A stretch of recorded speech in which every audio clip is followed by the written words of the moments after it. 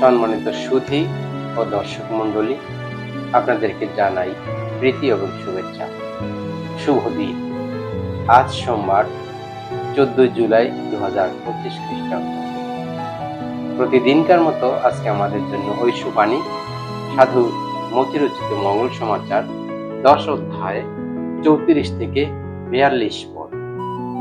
এ সময় পাঠ করছি আমি দীপক জিয়াস হালদার। আজকে আমাদের জন্য পাঠের বিষয়বস্তু, প্রভু যীশু হবেন মানুষে মানুষে নানা দ্বন্দ্বের কারণ।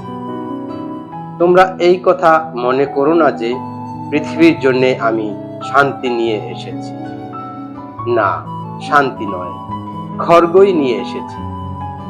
আমি তো এসেছি ছেলেকে তার বাপের বিরুদ্ধে দাঁড় করাতে, মেয়েকে তার মায়ের বিরুদ্ধে, বউকে তার শাশুড়ির বিরুদ্ধে দাঁড় করাতে।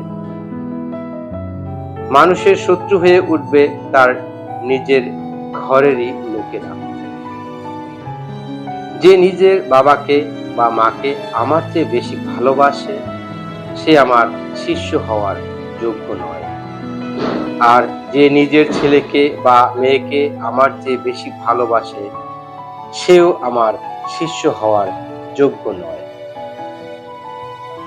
যে নিজের ক্রুশ নিয়ে আমার অনুসরণ করে না, সে আমার শিষ্য হওয়ার যোগ্য নয়। যে নিজের জীবন বজায় রাখে, সে তো শেষে তা হারাবেই। আর আমার জন্য যে নিজের জীবন হারায়, সে কিন্তু তা বজায় রাখতে পারবেই। যে তোমাদের অভ্যর্থনা করে, সে আমাকেই অভ্যর্থনা করে।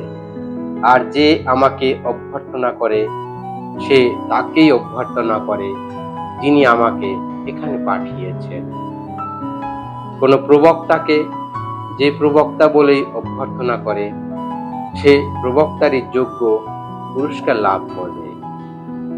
কোন ধার্মিককে যে ধার্মিক বলেই অভ্যর্থনা করে, সে ধার্মিকেরই যোগ্য পুরস্কার লাভ করবে।